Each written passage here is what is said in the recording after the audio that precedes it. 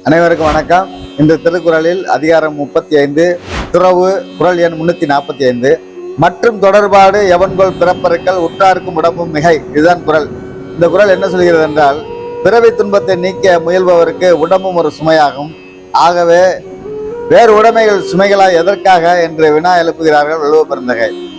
அதாவது பிறவி துன்பத்தை நீக்குவதற்காக மனிதர்கள் இடம் விட்டு இடம், நாடு விட்டு நாடு போய் தவம் விரதம் நோன்பிருந்து நீராடி பிறவி பெருங்கடல் நீந்தி ஆக வேண்டும் என்றிருப்போர் தனக்கான எல்லா உடைமைகளையும் சுமந்து அவர்கள் செல்கிறார்கள். திருப்பி வரும்போது எல்லாவற்றையும் விட்டுவிட்டு வருகிறார்கள். கொண்டு போன சுமையை விட அதிகமான பொருட்களை ஆசைப்பட்டு வாங்கி மேலும் சுமையை ஏற்றி கொண்டு வீடு வந்து சேர்கிறார்கள்.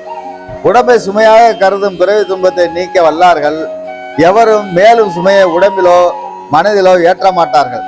அப்படிப்பட்டவர்கள் இடம் விட்டு இடம், நாடு விட்டு நாடு போய்தான் தவம் செய்து பிறவி பிணி தீர்க்க வேண்டும் என்று நினையாமல், இருந்த இடத்திலேயே தன் முகம் தன் விலாசம் கூட தெரியாமல் அறம் செய்து பிறவி பிணி தீர்ப்பவர்கள் தான் தன் உடலும் சுமையானதே என்று நினைத்து மற்ற சுமையான உடைமைகளை தேட மாட்டார்கள் என்பதையே மற்றும் தொடர்பாடு எவன்கொள் பிறப்பறுக்கல் உற்றார்க்கும் உடம்பும் மிகை என்ற குறள் மூலம் நமக்கு வள்ளுவ பெருந்தகை பிறவி பிணி தீர்க்க உடம்பே சுமையாக உள்ள பொழுது மற்ற சுமைகள் எதற்கு என்று கேட்கிறார்கள்.